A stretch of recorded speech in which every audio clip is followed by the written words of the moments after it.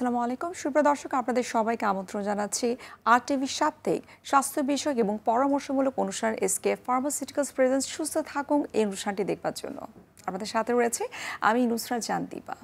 সুপ্রিয় দর্শক, 29শে সেপ্টেম্বর ছিল বিশ্ব হার্ট দিবস এবং এই ওয়ার্ল্ড হার্ট ফাউন্ডেশন উদ্যোগে কিন্তু প্রতি বছর এই দিবসটি পালিত করা হয় এবং বাংলাদেশেও কিন্তু পালন করা হয়েছে এবং এই দিবসটি কেন্দ্র করে কিন্তু বলা হয়েছে যে কিভাবে আসলে হার্টকে ভালো রাখা যায়, কিভাবে সুস্থ থাকা যায়। সুপ্রিয় দর্শক, আমাদের আজকের আলোচ্য বিষয় হচ্ছে হার্ট অ্যাটাক এবং এই হার্ট অ্যাটাককে শনাক্ত করার জন্য কী কী ধরনের টেস্ট করা দরকার এবং এর ট্রিটমেন্ট প্রোটোকল কী হতে পারে সেগুলো নিয়ে কিন্তু আজ আমরা বিস্তারিত আলোচনা করার চেষ্টা করব। এবং এই বিষয়টি নিয়ে আলোচনা করার জন্য আজ আমাদের সঙ্গে স্টুডিওতে উপস্থিত রয়েছেন প্রফেসর ডক্টর মোহাম্মদ নজরুল ইসলাম, জাতীয় হৃদরোগ ইনস্টিটিউটের কার্ডিওলজি বিভাগের প্রাক্তন পরিচালক ও অধ্যাপক। সুপ্রিয় দর্শক, আপনারা চাইলে আমাদের এই অনুষ্ঠানটি আবারও দেখতে পারবেন আপনারা ইউটিউবে, এবং ইউটিউবে আমাদের অনুষ্ঠানটি দেখবার জন্য আপনারা সার্চ দিতে পারেন youtube.com RTV লাইফস্টাইলে। দর্শক, এখন আমরা চলে যাচ্ছি আমাদের মূল আলোচনায়। স্যার, আপনাকে স্বাগত আমাদের আজকের অনুষ্ঠানে। ধন্যবাদ তোমাকে। স্যার, যেটি বলছিলাম যে 29শে সেপ্টেম্বর ছিল বিশ্ব হার্ট দিবস এবং পুরো সেপ্টেম্বর মাস জুড়েই কিন্তু আমরা চেষ্টা করেছি এই দিবসকে কেন্দ্র করে এবং এই হার্ট ডিজিজ সম্পর্কে মানুষকে সচেতন করার জন্য বিভিন্ন ধরনের সোশ্যাল মিডিয়া বলেন অথবা বিভিন্ন ক্যাম্পেইন ধরনের কাজ কিন্তু আমরা করার চেষ্টা করেছি যে মানুষকে সচেতন করতে চাই কী করলে কী না করলে আসলে সুস্থ থাকা যায় এবং হার্ট ডিজিজ থেকে মুক্ত থাকা যায়। আপনার কাছে এখন প্রথমেই জানতে চাই আসলে এই যে আমাদের মেজর অর্গান হার্ট, এই হার্টের কাজ আসলে কি? ধন্যবাদ। আসলে হৃদরোগ বা হার্টের রোগ বুঝতে হলে আগে প্রথমে হার্টের কাজ কি এটা আগে বোঝার প্রয়োজন এবং পরবর্তী সময়ে হার্টের রোগ হলে কিভাবে কি করা যায় বা কীভাবে চলে, শরীরে কি ক্ষতি হয় এটা আজ জানা উচিত। একটা জিনিস মনে রাখতে হবে যে আমাদের শরীরে সমস্ত অঙ্গ প্রত্যঙ্গ আছে, প্রত্যেকটা অঙ্গ প্রত্যঙ্গ কিন্তু বিভিন্ন কাজ করে যাচ্ছে। হাতের কাজ করছে, চোখের কাজ করছে, এমনি হার্ট তার নিজেরও কাজ করছে। কিন্তু এই সমস্ত অঙ্গ প্রত্যঙ্গকে তাদের অক্সিজেন এবং খাবার সরবরাহ করে থাকে রক্তনালী দিয়ে আর কি। এই রক্তনালী এই সচল রাখে কিন্তু এই হার্ট মিনিটে অনেকবার, ইউজুয়ালি 72-75 বার পাম্প করে সমস্ত রঙের এই খাদ্যগুলো পরিচালন করে অক্সিজেন সহ। এবং সেই সাথে সাথে বিভিন্ন অঙ্গ প্রত্যঙ্গ যেগুলো ওয়েস্ট প্রোডাক্ট হয় সেগুলো ব্যাক করে নিয়ে আসে কিডনি, স্টুল এবং শ্বাসের মাধ্যমে এটাকে বের করে দেয়। সুতরাং এই পুরো শরীরটাকে সচল রাখার দায়িত্বই কিন্তু হার্টের এবং সমস্ত রক্তনালীর মধ্য দিয়ে করে। হার্টকে তার এই নিজের কাজ করতে হলে তার নিজস্ব কিন্তু এরকম রক্তনালী আছে, সেই রক্তনালীগুলো দিয়ে রক্ত প্রবাহ হলে তখন সে কাজ করতে পারে। কিন্তু যদি কোনো রোগের কারণে বা কোনো কারণে এই রক্ত প্রবাহ কমে আসে তাহলে কিন্তু হাতের কাজও কমে আসে আর কি। আমরা যে হার্ট অ্যাটাক কথা বলে জেনে থাকি যে জিনিসটা, সেটা যদি একটা ইমার্জেন্সি, কিন্তু এটা অনেক থেকে আগের দিন থেকে জিনিসটা শুরু হয় যে রক্তনালীগুলো আছে সেগুলো আস্তে আস্তে ন্যারো হতে থাকে এবং কোনো সময় হঠাৎ করে বন্ধ হয়ে গেলে হার্টের কার্যক্ষমতা কমে যায়। এটা কি সাধারণত হার্ট অ্যাটাক বলে। কিন্তু মনে রাখতে হবে এটা যেদিন হার্ট অ্যাটাক হলো সেই দিনের রোগ না, কিন্তু হয়তো কয়েক বছর ধরে অনেক অনিয়ম খাদ্য। এই বিষয়টি সম্পর্কে আসলে অনেকের আসলে খুব একটা ভালো ধারণা নেই। অনেকে মনে করে যে হার্ট অ্যাটাক হয়তো এখনই হয়েছে বা খুব রিসেন্ট তার অসুখ, কিন্তু যেটা আপনি বলছিলেন যেটি আসলে সমসাময়িক কোনো অসুখ নয়, অনেক আগে থেকে কিন্তু হার্ট রিলেটেড প্রবলেম যখন দেখা দেয় তখনই কিন্তু একটা সময়ে হার্ট অ্যাটাক হয়। এটাই আসলে অনেক সময় দেখা গেছে, অনেক এক্সপেরিমেন্টাল দেখা গেছে যে 12-14 বছর বয়স থেকে কিন্তু এই প্রসেস অনেক শুরু হয়ে যেতে পারে এবং এই প্রসেসটাকে যদি আটকানো না যায় বা স্তীমিত না করা যায় তাহলে কিন্তু এক পর্যায়ে গিয়ে হতে পারে। এর দুই ধরনের হয়, একটা হঠাৎ করে হার্ট অ্যাটাক হয়ে যেতে পারে অথবা আস্তে আস্তে হার্টের কার্যক্ষমতা কমে যেতে পারে। এই কমে গেলে আলটিমেটলি একটা হার্ট ফেলিওর বলে। হার্ট ফেলিওর করার মানে হলো যে হার্টের যে পাম্প করার ক্ষমতা সেটা কমে যাওয়া আর কি। এটা একটা এন্ড স্টেজও বলতে পারেন। কিন্তু অনেকের ধারণা আছে হার্ট ফেলিওর মানে হার্ট ফেল করে মরে গেছে। আসলে হার্ট ফেলিওর কথাটা মানে তা না। সাডেন ডেথ যেটা হঠাৎ মৃত্যু সেটা আলাদা জিনিস, সেটা হার্ট ফেলিওর থেকেও হতে পারে, হার্ট অ্যাটাক থেকে হতে পারে বা অন্য কারণেও হতে পারে। তো সুতরাং এই জিনিসটা আমাদের মনে রাখতে হবে যে আমাদের হার্ট কিভাবে কাজ করে এবং হার্টের পাম্প সুস্থ থাকতে হলে কিভাবে চলতে হবে সেটা, এই জিনিসটা খুবই জরুরি আর কি। এবং এরপরে একটা একটা করে হার্ট হয়। স্যার, আপনি তো বলছিলেন যে হার্ট অ্যাটাক হয়, কারো কারো ক্ষেত্রে হার্ট ফেইলার হয়। একটু বিস্তারিত জানতে চাই যে হার্টের আসলে ডিজিজের কত ধরনের ডিজিজ রয়েছে। এখন আমাদের অনেক সময় চিন্তা করি যে হৃদরোগ বলি বা হার্টের রোগ বলি, এটা কিন্তু বিভিন্ন ধরনের হয়ে থাকে আর কি। কোনো সে ভালভ থেকে হতে পারে, কোনো ইনফেকশন থেকে হতে পারে। যেটা বেশি ভয়ের, যেখান থেকে হার্ট অ্যাটাক হয়, সেটাকে সাধারণত আমরা করোনারি হৃদরোগ বলি, ইসকেমিক হার্ট ডিজিজ বা করোনারি হৃদরোগ বলি। এই করোনারি হৃদরোগের অ্যাকিউট যেটা অ্যাটাক, সেটাকে হার্ট অ্যাটাক বলা হয়ে থাকে। সুতরাং এটাই কিন্তু সবচেয়ে ভীতি, এবং এটা অ্যাকচুয়ালি পরবর্তী সময় হয়ে গেলে এটা পুরোপুরি কিওর করা যায় না। এই জিনিসটা মনে রাখতে হবে, এটা is not a curable disease. যেমন ধরেন একটা টিবি যদি হয়, 7 মাস ওষুধপত্র খেলে অবশ্যই ভালো হয়ে যায়, কিন্তু এটা ভালো হওয়ার কোনো সম্ভাবনা নাই। তাহলে কি হবে, যার একবার হার্ট অ্যাটাক হয়ে গেছে, হার্টের রোগ শুরু হয়েছে, তাদের কিন্তু এই প্রসেসটা চলতেই থাকে আর কি, এবং আস্তে আস্তে আস্তে এটা হার্টের ফাংশন খারাপ হতে থাকে আর কি। এবং যে চিকিৎসাগুলো আমরা দেখি যে হৃদরোগের চিকিৎসা হচ্ছে, এই চিকিৎসা হওয়া মানে এই না যে তার কিউরেটিভ চিকিৎসা হচ্ছে বা সুস্থ হয়ে যাওয়ার চিকিৎসা হচ্ছে। এটা অনেক ঠেকা দেওয়া চিকিৎসা বলা যেতে পারে, যে দুর্বল হাতটা আছে এটা নিয়ে কিভাবে চলা যেতে পারে তার বিভিন্ন পদ্ধতি। অর্থাৎ আপনি যেটা বলছেন যে একেবারে কিউরেবল না হলে সেটা নিয়ন্ত্রণযোগ্য। হ্যাঁ, নিয়ন্ত্রণযোগ্য, এটা আমাদের খেয়াল রাখতে হবে, যেটা নিয়ন্ত্রণযোগ্য। এবং নিয়ন্ত্রণযোগ্য যদি নিয়ন্ত্রণ করা যায় পরামর্শ মতো, বিভিন্ন ওষুধ, বিভিন্ন খাওয়া দাওয়া, অনেক কিছুর মাধ্যমে, তাহলে অনেক সময় পুরোপুরি সুস্থ লাইফ না লিড করলেও মোটামুটি চলার মতো চলা যেতে পারে আর কি, দৈনন্দিন কাজকর্ম চলিয়ে যেতে পারে আর কি। তো এই জন্যই আমাদের দরকার যেটা প্রথমে, সেটা হলো প্রিভেন্টিভ অ্যাসপেক্ট, মানে রোগটা না হয় তার একটা চেষ্টা করা। 2 নম্বর কথা, রোগটা যদি হয়ে যাওয়ার পরে তার পরিস্থিতি ভেদে চিকিৎসকের পরামর্শ, অন্যান্য নিয়ম অনুসারে এটাকে কাজ চালিয়ে যাতে এটা খারাপের দিকে না যাওয়া। যদি খারাপের দিকে যেতে থাকে তবুও আশা ছাড়তে হবে না, তবুও তাকে চিকিৎসককে মনে করে কিছুটা লাইফস্টাইল ভালো করা চলা যায় কিনা, স্বাভাবিক কাজ করা যায় কিনা, এগুলোর দিকে আমাদের নজর রাখা দরকার। স্যার, আপনি যেহেতু বলছেন যে এই কার্ডিয়াক রিলেটেড যে ডিজিজগুলো রয়েছে, হ্যাঁ, এটি যেন না হয়, অর্থাৎ এই যে প্রিভেনশন এবং প্রিভেনশনের পরবর্তী সময়টাতে কিভাবে ট্রিটমেন্ট সে করতে পারে, কিভাবে সুস্থ থাকতে পারে, সেই বিষয়গুলো জানা অনেক বেশি গুরুত্বপূর্ণ। এগুলো আমরা জানবো। তবে তার আগে একটু জানতে চাই যে আসলে যখন কোনো ব্যক্তির হার্ট অ্যাটাক হয়, অনেকে কিন্তু বুঝতে পারে না, অনেকে মনে করে তার হয়তো গ্যাস্ট্রাইটিসের কোনো প্রবলেম হচ্ছে। সুতরাং কারোর যদি হার্ট অ্যাটাক হয়ে থাকে, সেক্ষেত্রে সেটার প্রাথমিক লক্ষণ কি কি হলে তিনি বুঝতে পারবেন যে তার হার্ট অ্যাটাক হয়েছে? আমরা এভাবে শুরু করতে পারি যে হার্ট অ্যাটাক হলে আগে করোনারি হৃদরোগ শুরু হয়। Heart attack ischemic heart disease বলে এটা শুরু হয়, একটু আগে আমি বলেছি। সেটা হলো যে করোনারির যে আর্টারিগুলো আছে সেগুলো আস্তে আস্তে ন্যারো হয়ে আসে। তো অনেকেরই কিন্তু দেখা যায় যে কোনো পরিশ্রমের সময় করতে গেলে তার বুকে ব্যথা, শ্বাসকষ্ট ইত্যাদি হয়ে থাকে। এটা কিন্তু একটা ইন্ডিকেশন যে তার হার্টের রোগ হতে পারে বা ভবিষ্যতে হার্ট অ্যাটাক হতে পারে আর কি। তো সাধারণত এই ধরনের যদি সে অ্যাবনর্মালিটি ফিল করে, তাহলে চিকিৎসকের পরামর্শ নিতে হবে, এবং চিকিৎসক বিভিন্ন পরীক্ষা নিরীক্ষা করে সে বুঝতে পারবে যে আপনি ওই লাইনে যাচ্ছেন কিনা। তখন সেই হিসাবে কিন্তু সে কিছুটা প্রিভেন্টিভ চিকিৎসা দিতে পারবে আর কি। 2 নম্বর কথা হলো, আরও একটা ইম্পর্টেন্ট জিনিস আছে, কয়েকটা জিনিস এই হৃদরোগ বিশেষ করে হার্ট অ্যাটাক হওয়ার জন্যে দায়ী। এটাকে আমার কারণ বলতে পারি না, কিন্তু এটা দায়ী আর কি। যেমন ধরেন কারো হাই ব্লাড প্রেশার আছে, কারো ডায়াবেটিস আছে, ওবেজ আছে, তারপর সিগারেট খায়, অতিরিক্ত চর্বি খায় ইত্যাদি। এই ধরনের যদি কারো থাকে, এই জিনিসগুলো আমরা বলি রিস্ক ফ্যাক্টর, এবং এটা একটা ঝুঁকি আর কি। তো সুতরাং আগের থেকে বুঝতে হবে যে এই ফ্যাক্টরসগুলো হার্ট ডিজিজকে ট্রিগার করে আলটিমেটলি। প্রথম কথা শুরু করে এবং আলটিমেটলি ট্রিগার করে, at that may lead to heart attack. সুতরাং এই জিনিসগুলো যাদের আছে তাদের প্রাথমিকভাবেই এইগুলোর থেকে বেরিয়ে আসতে হবে, এবং এই অভ্যাসগুলো ত্যাগ করতে হবে। যে সমস্ত রোগ আছে, ডায়াবেটিস, ব্লাড প্রেশার, ভালোভাবে চিকিৎসা করতে হবে, স্মোকিং বন্ধ করতে হবে। সুতরাং এটাকে আমরা প্রিভেন্টিভ আসপেক্টের মধ্যে ধরে নিতে পারি।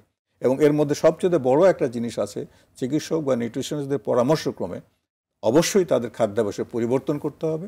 এটা খুবই জরুরি, এবং এটা করলে অনেক সময় লং টার্ম এটা প্রিভেন্ট করা যায় আর কি। তো সুতরাং এই জিনিসগুলো আগে দেখতে হবে আর কি। এখন আসেন আপনি যেটা বলছিলেন যে হার্ট অ্যাটাক হলে কীভাবে হয়। আসলে সবসময় যে বুকে ব্যথা নিয়ে হার্ট অ্যাটাক হয় তা না, অনেকের হয়তো মাথা ঘুরে বমি হতে পারে। তবে কমন ফিনমেশন হলো বুকে ভীষণ চাপ ধরে আর কি। এবং এই জায়গাটা আপনি একটু বলছিলেন যেটা ভুল হয়, সেটা অনেকের ধারণা যে আমার তো প্রায় গ্যাস হয়, শুধু মনে হয় গ্যাস হচ্ছে। তখন তারা প্রাথমিকভাবে করে গ্যাসের ওষুধ খায়, কিছু সময় তেল মালিশ করে, বিভিন্ন জায়গাতে ফোন করে আমি কি করবো ইত্যাদি, সময় ক্ষেপণ করে আর কি। একটা জিনিস মনে রাখতে হবে যে এই সিমটমটা হলে অবশ্যই তাকে হাসপাতালে যেতে হবে। সেখানে গিয়ে প্রমাণিত হোক যে হার্ট অ্যাটাক না, ফিরে আসবে, কিন্তু যেতে হবে। এর কারণ হলো যে হার্ট অ্যাটাকের চিকিৎসার শুরুতে সময় একটা বড় ব্যাপার। যত সময় আপনি ডিলে করবেন, চিকিৎসা তত ব্যাহত হবে এবং আউটকাম তত খারাপ হবে। এই জন্যে বলা হয়ে থাকে আমাদের ডাক্তারি ভাষা, আমরা বলি যে time L muscle is time, এইভাবে বলে থাকি আমার। তো এই জিনিসটা আমাদেরকে খেয়াল রাখতে হবে কুইকলি যাওয়ার জন্যে। তবে খুব কমন যেগুলো হয়ে থাকে সাধারণত ঘাম, বমি এবং সিভিয়ার বুকে ব্যথা, কোনো কোনো সময় মাথা ঘুরে পড়তে পারে এবং কোনো কোনো সময় অজ্ঞানও হতে পারে আর কি। অনেকের বমি হয় আর কি, ঘাম প্রচুর হতে থাকে আর কি। তো যাই হোক, নিজে সন্দেহ হলে যদি মনে হয় যে এই ব্যথাটা আপনার অ্যাবনর্মাল, এর আগে ছিল না, হঠাৎ করে হয়েছে, যেহেতু হার্ট অ্যাটাক একটা খারাপ জিনিস, সুতরাং এইটা আগে প্রমাণ করার চেষ্টা করতে হবে এটা না, তারপর আপনি সেফ হলে আপনি বাসায় আসেন।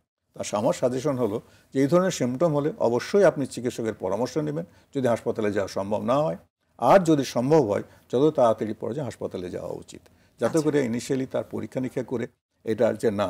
একটা জিনিস খেয়াল করতে হবে যে প্রাথমিক অবস্থায় অনেক সময় হাসপাতালে এটা ডায়াগনোস করা সম্ভব হয় না।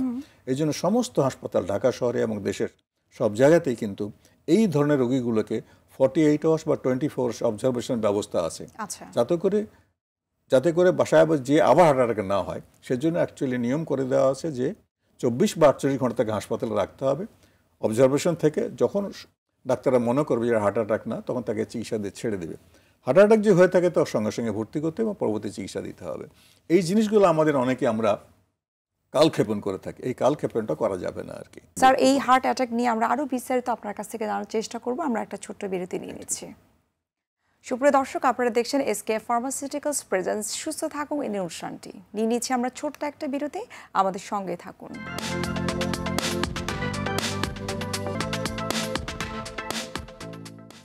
দর্শক, আমরা ফিরে আসলাম বিরতি থেকে। আপনাদেরকে অসংখ্য ধন্যবাদ আমাদের সঙ্গে থাকার জন্য। আজ আমরা কথা বলছি হার্ট অ্যাটাক নিয়ে। হার্ট অ্যাটাক করলে আসলে কি কি ধরনের সিমটম দেখা দেয় এবং সিমটমগুলো দেখা দেওয়ার পরবর্তী সময়টাতে এই ট্রিটমেন্ট পদ্ধতি কী হতে পারে, সেই সমস্ত বিষয়গুলো নিয়েই কিন্তু আজ আমরা আলোচনা করছি। এবং আলোচনা করার জন্য আজ আমাদের সঙ্গে স্টুডিওতে উপস্থিত রয়েছেন ডক্টর মোহাম্মদ নজরুল ইসলাম, জাতীয় হৃদরোগ ইনস্টিটিউটের কার্ডিওলজি বিভাগের প্রাক্তন পরিচালক এবং অধ্যাপক। স্যার, আপনাকে আবারও স্বাগতম জানাচ্ছি আমাদের আজকের অনুষ্ঠানে। স্যার, যেটি আপনার কাছে জানতে চাচ্ছিলাম যে যখন একজন রোগী হার্ট অ্যাটাকের সিমটম নিয়ে হসপিটালে যায়, তখন আপনি বলছিলেন যে দু একটা টেস্টের মাধ্যমে কনফার্ম হওয়া যায় আসলে সেটি হার্ট অ্যাটাক ছিল কিনা। আপনি ইসিজির কথা বলছিলেন, ট্রোপনের কথা বলছিলেন, এবং এর বাইরে যদি দেখা যায় তার কোনো সিমটম থাকে তখন আপনারা ডিসিশন নিয়ে থাকেন তার এনজিওগ্রাম করা হবে। এর পরের প্রোটোকলটা আসলে কি? প্রথম কথা হলো, যদি দেখা যায় যে অ্যাকুট হার্ট অ্যাটাক হয়েছে এবং প্রাইমারি পিসে যদি করা সম্ভব হয়, যদি মার্শাল সেভ করা যায়, পরবর্তী সময় যে জিনিসগুলো আছে কিছু জিনিস, সেটা হলো কিছু কিছু ঔষধ কন্টিনিউ করতে হয় যাতে করে পুনরায় হার্ট অ্যাটাক না হয় এবং যে পদ্ধতিগুলো করা হলো সেই যতটুকু স্ট্যাবলিশড হয়। কিন্তু এর পরবর্তী সময় যে খুবই ইম্পর্টেন্ট যে জিনিসগুলো, সেগুলো যে কারণে হার্ট অ্যাটাক হয়েছিল, একটু আগে আমরা বলেছিলাম যে রক্তনালীগুলো চেপে আসে, রক্ত চর্বি জমে, সেটাকে আমরা অ্যাথেরোস্ক্লেরোসিস বলি। সেই প্রসেসটা যাতে করে হল্ট হয়ে যায় অথবা এটা রিগ্রেস করে, সেজন্য কিছু কিছু ওষুধপত্র দেওয়া হয় সাধারণত রেগুলার খাওয়ার জন্য। কিছু এক্সারসাইজের কথা বলা হয়ে থাকে, আর সবচেয়ে বলা হয় ডায়েটের কথা, যে একটু আগে যেটা আমরা বলেছি আর কি। এবং এই তিনোটা জিনিস যদি সে মেনে চলে, তাহলে সাধারণত পরবর্তী সময়ে পুনরায় হার্ট অ্যাটাক হওয়ার সম্ভাবনা কম থাকে এবং যেটুকু ক্ষতি হওয়ার হয়তো হয়ে গেছে এবং বাকি হার্টটা নিয়ে অলমোস্ট তিনি সুস্থ জীবনযাপন করতে পারে। সুতরাং একটা জিনিস খেয়াল রাখতে হবে যে এই চিকিৎসার ক্ষেত্রে ঔষধ বা চিকিৎসকের পরামর্শ চাইতে সবচাইতে ইম্পর্টেন্ট হলো যে এই পরামর্শগুলো তিনি ঠিকমতো পালন করছেন কিনা, খাদ্যাভ্যাসের পরিবর্তন করেছেন কিনা, এবং তিনি নিয়মিত ফলো আপ করছেন কিনা, চিকিৎসকের ফলো আপ করছেন কিনা। ব্যক্তিগতভাবে সচেতন হওয়াটা অনেক বেশি গুরুত্বপূর্ণ। এবং আরেকটা বিষয় আপনার কাছে জানতে, যে আপনি বলছিলেন যে হার্ট অ্যাটাক হবার পরবর্তী যে সময়টা, অর্থাৎ 48 ঘন্টা অবজারভেশনে রোগীকে রাখতে হয়, কিন্তু বাংলাদেশের প্রেক্ষাপটে কিন্তু অনেক সময় দেখা যায় রোগীরা কিন্তু হসপিটালে আসলে স্টে করতে চায় না, তারা বাসায় ফিরে আসে। এক্ষেত্রে আপনার মতামতটা কি বা পরামর্শটা কি তাদের? আসলে বলেছিলাম যে যখন একটা মানুষ রোগী হঠাৎ করে বুকে ব্যথা নিয়ে হাসপাতালে যায়, তখন খুবই তাড়াতাড়ি বলে দেওয়া সম্ভব হয় না যে তার হার্ট অ্যাটাক হয়েছে কি। প্রাথমিক ইনভেস্টিগেশন করে বা তার ইতিহাস নিয়ে যদি মনে হয় যে হার্ট অ্যাটাক হয়েছে, এবং যদি দেখা যায় টেস্টগুলো নর্মাল আছে, তখন তাদেরকে রাখা হয় 48 ঘন্টা আর কি। কিন্তু যদি দেখা যায় যে না হার্ট অ্যাটাক হয়ে গেছে, তখন চিকিৎসা শুরু হয়ে যায় এবং ভর্তি করে নেওয়া হয় আর কি। এখন প্রশ্ন হলো দুটো, আমাদের অনেক সময় হাসপাতালের কারণে বা বেডের স্বল্পতার কারণে বা বেশিরভাগ ক্ষেত্রে কিন্তু রোগীর কারণে হাসপাতাল কিন্তু রাখতে চায়। আজকাল যতগুলো হাসপাতাল আছে যেখানে এরকম হার্টের চিকিৎসা দেওয়া হয়, সবার কিন্তু একটা অবজারভেশন ওয়ার্ড আছে কিন্তু, এবং সেখানে অনেকেই রোগীরা যখন দেখে যে নর্মাল আছে এবং তারা মনে করে আমি তো বাসায় চলে যেতে পারি। এটা ঠিক যে হাসপাতালের পরিবেশ তো আর বাসার মতো হবে না হয়তো। তো সুতরাং তা সত্ত্বেও আমি অনুরোধ করতে চাই যে আপনার কষ্ট হলেও অ্যাটলিস্ট 24 ঘন্টা হাসপাতালে থাকেন। যদি প্রথমবারে আপনার ডক্টর ডায়াগনোসিস না হয়, আপনি একটা ভালো ডায়াগনোসিস নিয়ে তারপরে যদি হার্ট অ্যাটাক না থাকে তারপর আপনি বাসায় যান। এটা অনেক লাইফ সেভ করে। আমরা ব্যক্তিগত মানে আমাদের প্র্যাকটিস লাইফে বা হাসপাতালে চাকরি করার লাইফে অনেক দেখেছি যে সুস্থ মনে করছি ইসিজি নর্মাল, টোপনি নর্মাল, রোগী থাকতে চায় না। দেখা গেলো 12 ঘন্টা 13 ঘন্টার পরে আবার হার্ট অ্যাটাক হয়েছে এবং ব্যাক করার পরে পথে মারা গেছে, এমন অনেক সময় হয়েছে আর কি। তো সুতরাং এটা একটা সব দেশে এটা করা আছে। এর কি বিশেষ কোনো কারণ রয়েছে? না, বিশেষ কারণে হয় কি, এটা যখন হার্ট অ্যাটাক পদ্ধতিটা শুরু হয়, আমারও তো কিছু ডায়াগনস্টিক পদ্ধতি আছে তো, কিন্তু এই ডায়াগনস্টিক পদ্ধতিগুলো ডায়াগনস্টিক লেভেলে যেতে কিন্তু সময় লাগে। এই সময়টার জন্যই আমরা সাধারণত 6 ঘন্টা পর পর টেস্ট করে দেখি যে সেই লেভেল আসলো কিনা। অবজারভেশন এই জন্য অবজারভেশনটা খুব ইম্পর্টেন্ট। দুটো জিনিস রোগীদের পক্ষ থেকে ইম্পর্টেন্ট।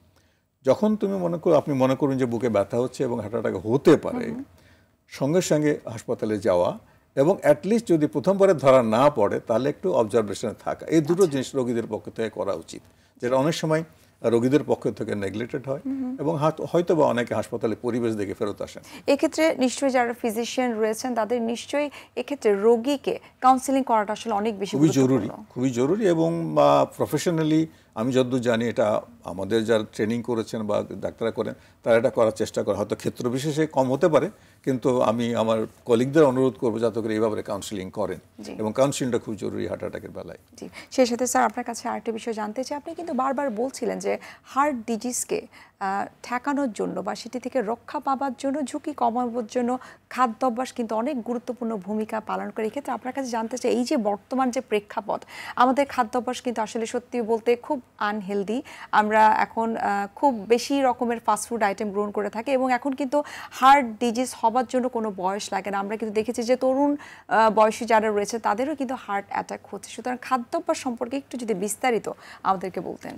খাদ্যাভ্যাসের একটা জিনিস মনে রাখতে হবে, একটা জিনিস আপনি খেয়াল করে যদি দেখেন, ইভেন আমাদের পাঠ্যপুস্তকে, স্কুলের পাঠ্যপুস্তকেও কিন্তু ক্লাস 3-4 সেখান থেকেই কিন্তু সুষম খাদ্যের কথা বারবার বলা হচ্ছে আর কি। এই সুষম খাদ্যটা সাধারণ ভাষায়, বাংলা ভাষায় বিভিন্নভাবে কিন্তু বলা হচ্ছে, কিন্তু সবচেয়ে বড় বিষয় হলো এটা নিয়ে আমরা নিজেরা বাসাতেও বা বিশেষ করে ছেলেমেয়ে, ইয়াং বয়স ছেলেমেয়েরাও কিন্তু এই জিনিসটা খুব একটা লক্ষ্য করি না আর কি। এখন যার ফলে এই একটা জিনিস হয়েছে। আরেকটা জিনিস হয়েছে যে এখন আমাদের পরিবারের বিভিন্ন ওয়ার্কিং ওমেন আছে, ফাদাররা ওয়ার্কিং আছে, যার ফলে এদের সকালে খাওয়ার দাওয়ার, বাচ্চাদের খাওয়া দাওয়া দেখারও কিন্তু সময় হয়ে ওঠে না। এবং ফ্যাশন বলেন বা যাই বলেন কেন, আজকাল ফাস্টফুডের প্রতি খুবই বেশি আসক্তি হয়ে গেছে এবং প্রচুর পরিমাণে মানুষ ফাস্টফুড খায়। অ্যাকচুয়ালি ফাস্টফুডে যেভাবে হয় সেখানে কিন্তু রিয়েলি কোনো ব্যালেন্স ফুড থাকে না এবং সেখানে যেগুলো ক্ষতিকারক জিনিস, অতিরিক্ত ফ্যাট বা অনুসরণ করো, যেটাকে আমরা ট্রান্স ফ্যাট বলেন, সেগুলো প্রচুর থাকে ওখানে। যার ফলে হয় কি, এটা আস্তে আস্তে এই জিনিসটা গ্রো করে। একটা জিনিস খেয়াল করতে হবে যে হার্ট অ্যাটাক হওয়াটা কিন্তু আস্তে আস্তে গ্রো করে, কিন্তু করে এক সময় গিয়ে একটা মরণ কামড় দেয় আর কি। এই গ্রোটা কিন্তু ছোটবেলার থেকে হচ্ছে আপনি, এটা একটা জিনিস। আর আরেকটা জিনিস খেয়াল করে দেখবেন, এরকম ফাস্ট ফুড বা অন্য ধরনের ফুড খাওয়ার ফলে ইভেন আমাদের দেশেও অ্যাডোলেসেন্ট ওবেসিটি বেড়ে গেছে। কিন্তু আপনি খেয়াল করবেন, আপনি যদি 20 বছর 30 বছর আগের কথা খেয়াল করেন যে 2%-3% বেশি অ্যাডাল্ট ওবেসেন্ট ছিল না, কিন্তু ইদানিংকালে প্রায় 20% চলে গেছে। রিসেন্টলি ঢাকাতে সার্ভেতে দেখা গেছে প্রায় 20-25% হয়ে গেছে যেগুলো বাচ্চারা ওবেইস। এই চাইল্ডহুড ওবেসিটি এদেরই কিন্তু খুব আর্লি হার্ট অ্যাটাক হয়, একটু আগে বলছিলেন অল্প বয়সে হয়ে যায়। সুতরাং দেখা যাচ্ছে যে ডায়েটারি এবং তার নিউট্রিশনাল ফ্যাক্টর যেগুলো আমরা সবসময় অজ্ঞ থাকছি, সেটা নিয়েও চলে যাচ্ছে আর কি। আরেকটা জিনিস হলো যে কতগুলো কমন জিনিস আছে, এটা সম্বন্ধে আমাদের সবাইকে, শুধু যিনি রান্নাবাড়া করছেন তাকেই না, সবাইকে জানতে হবে যে কি কি খাওয়া যাবে, কি কি খাওয়া যাবে না। এবং যদি কোথাও আপনার সন্দেহ হয়, আমাদের দেশে এখন প্রচুর আপনার লাইসেন্সড এবং এডুকেটেড নিউট্রিশনিস্ট আছে, তাদের সঙ্গে পরামর্শ করতে পারেন এবং তারা খুব সিম্পল ভাষায় আপনাকে এটা বুঝিয়ে দেয় এবং এটা করা যেতে পারে আর কি। এগুলো করলে হয়তো আমরা শুধু হার্ট অ্যাটাকের জিনিসটা করতে পারবো না, আমরা এর সঙ্গে আরও কতগুলো জিনিস জড়িত আছে, যেমন ডায়াবেটিস হয়ে যাওয়া, যেমন কিডনি ফেলিয়ার হয়ে যাওয়া। আপনি খেয়াল করে দেখবেন যে কিডনি ফেলিয়ার হওয়ার জন্য দুটো জিনিস খুবই ইম্পর্টেন্ট, একটা হলো হাই ব্লাড প্রেশার এবং ডায়াবেটিস। এবং সাউথ এশিয়ান কান্ট্রিতে এই দুটোই কিন্তু প্রাদুর্ভাব সবচাইতে বেশি, ডায়াবেটিস সবচাইতে বেশি। তো এর জন্য খেয়াল করে দেখবেন যে আমাদের ঢাকা শহরে ডায়ালিসিস করার জন্য কিন্তু জায়গা পাওয়া যায় না। তাহলে দাঁড়ালো জিনিসটা কি? দাঁড়ালো এইটা যে আমরা ছোটোবেলা থেকে আমাদের খাদ্যাভ্যাস ঠিক করছি না, যার ফলে আমাদের অ্যাডাল্ট ওবেসিটি হয়ে যাচ্ছে, অ্যাডোলেসেন্ট ওবেসিটি হয়ে যাচ্ছে, এবং আমরা সবসময় বাইরের খাওয়ার পছন্দ করছি। সবগুলো মিলিয়ে আমাদের খাওয়ার অভ্যাসটা ঠিক সুঅভ্যাস বলা যাবে না, কুঅভ্যাস বলা যেতে পারে, যার ফলে আমাদের এই হার্টের রোগ হওয়ার সম্ভাবনা থাকছে। অর্থাৎ সুস্থ থাকার জন্য সঠিক খাদ্য অভ্যাসের বিকল্প আসলে কিছুই নেই। কিছুই নেই, বিষয় কিছু নেই। এটা অবশ্যই আমাদের মেনে চলতে হবে আর কি, এবং খেয়াল করতে হবে যে যেটা সাধারণত শ্রবণ বলা যে কম লবণ খাওয়া, কম চর্বি খাওয়া ইত্যাদি, এগুলো তো খুব কমন জিনিস। এই জিনিসগুলো সবার মধ্যে জানা আছে, কিন্তু তা সত্ত্বেও কিন্তু এটা খাও। আর এখন তো অনেকটা ফ্যাশনের মতো হয়ে গেছে, পট করে একটা অর্ডার দিয়ে দিচ্ছেন, একটা জাঙ্ক ফুড চলে আসছে বাসাতে, খেয়ে নিচ্ছেন। এখন আগে তো রেস্টুরেন্টে গেলে হেঁটে যেয়ে খেতে হতো, কিছু তো হাঁটা তো হতো, এখন তাও লাগে না, এখন বাসাতে এসে খাচ্ছেন, বাসাতেই ঘুমাচ্ছেন আর কি। সুতরাং এই সমস্ত জিনিসটাকে যদি আমরা জীবনযাত্রার পরিবর্তন না করতে পারি, তাহলে কিন্তু এই জিনিসটা হবে। আমাদের এই স্টেজটা কিন্তু আজকে 50-60 বছর আগে ওয়েস্টার্ন কান্ট্রিজ পার করে আসছে। তা যার ফলে এখন যদি খেয়াল করে দেখেন, তারা বেশি এক্সারসাইজ করছে, তারা বেশি ওজন কমানোর চেষ্টা করছে, সব কিছু করছে। সেই ঢেউটা হয়তো 50 বছর পরে আমাদের এখানে এসে লেগেছে। তো যেভাবে হোক না কেন, আমাদের এই অভ্যাসটা অবশ্যই পরিবর্তন করতে হবে এবং খাদ্যাভ্যাসটা ঠিক করতে হবে আর কি। সেই সাথে আপনার কাছে একটু জানতে চাই যে হার্ট অ্যাটাকটাকে প্রিভেন্ট করার জন্য খাদ্যাভ্যাসটা নিয়ন্ত্রণ করাটা যেরকম জরুরি, সেই সাথে কিন্তু ফিজিক্যাল অ্যাক্টিভিটিস অনেক গুরুত্বপূর্ণ। এটা একটু ছোট্ট করে জানতে চাই আপনার কাছে। ফিজিক্যাল অ্যাক্টিভিটির মধ্যে সবচেয়ে বড় জিনিসটা হলো যে সবসময় শরীরটাকে অ্যাক্টিভ রাখা। এটা কাজের মধ্যে অ্যাক্টিভ হতে পারে, যেমন ধরেন আমরা খুব কম কথা যদি বলি, একজন রিক্সাওয়ালা সে তো অ্যাক্টিভিটি করছে, একজন কৃষক সে অ্যাক্টিভিটি করছে, তার হয়তো এক্সট্রা কাজ না করলে হবে। কিন্তু আপনি যদি খেয়াল করেন, আজকে স্কুলের বাচ্চা থেকে আরম্ভ করে আমরা বৃদ্ধ বয়স পর্যন্ত আমাদের কিন্তু যে কাজের ক্ষেত্র, তাতে কিন্তু আমাদের কায়িক পরিশ্রম নাই বললেই চলে। সুতরাং আমাকে কায়িক পরিশ্রম একটা করতে হবে। তার মধ্যে প্রথম যে জিনিসটা সেটা হলো আইদার বয়স ভেদে you should run or jog. আপনি জগিং করতে পারেন, দ্রুত হাঁটতে পারেন, অর্থাৎ any kind of physical activity অবশ্যই করতে হবে। এবং সাধারণত বলা হয়ে থাকে যে অ্যাডাল্ট বয়সে কোনো কিছু কাজ না থাকলেও মিনিমাম সপ্তাহে 5 দিন 1 ঘন্টা করে হাঁটা জরুরি আর কি। আইডিয়াল বডি ওয়েট থাকা দরকার। এই আইডিয়াল বডির ওয়েটের ব্যাপারে আপনার খাদ্যাভ্যাস, আপনার এক্সারসাইজ এবং নিউট্রিশনের পরামর্শ, এই তিনটা জিনিস খুবই জরুরি। স্যার, আপনাকে অসংখ্য ধন্যবাদ। আমরা অনুষ্ঠানের একেবারে শেষ পর্যায়ে চলে এসেছি। আবারও ধন্যবাদ জানাচ্ছি এত চমৎকারভাবে হার্ট অ্যাটাক আসলে কেন হয়ে থাকে এবং এর কারণ কি, লক্ষণ কি এবং ট্রিটমেন্ট পদ্ধতি কী হতে পারে এবং সেটির সাথে লাইফস্টাইল মডিফিকেশন কতটুকু গুরুত্বপূর্ণ সে সম্পর্কে আমাদেরকে বিস্তারিতভাবে জানানোর জন্য। সুপ্রিয় দর্শক, এতক্ষণ আপনারা দেখছিলেন এসকেএফ ফার্মাসিউটিক্যালস প্রেজেন্স সুস্থ থাকুন এই অনুষ্ঠানটি। আজ এখানে শেষ করতে হচ্ছে, দেখা হবে আবার আপনাদের সঙ্গে। সে পর্যন্ত আপনারা ভালো থাকুন, সুস্থ থাকুন। আল্লাহ হাফেজ।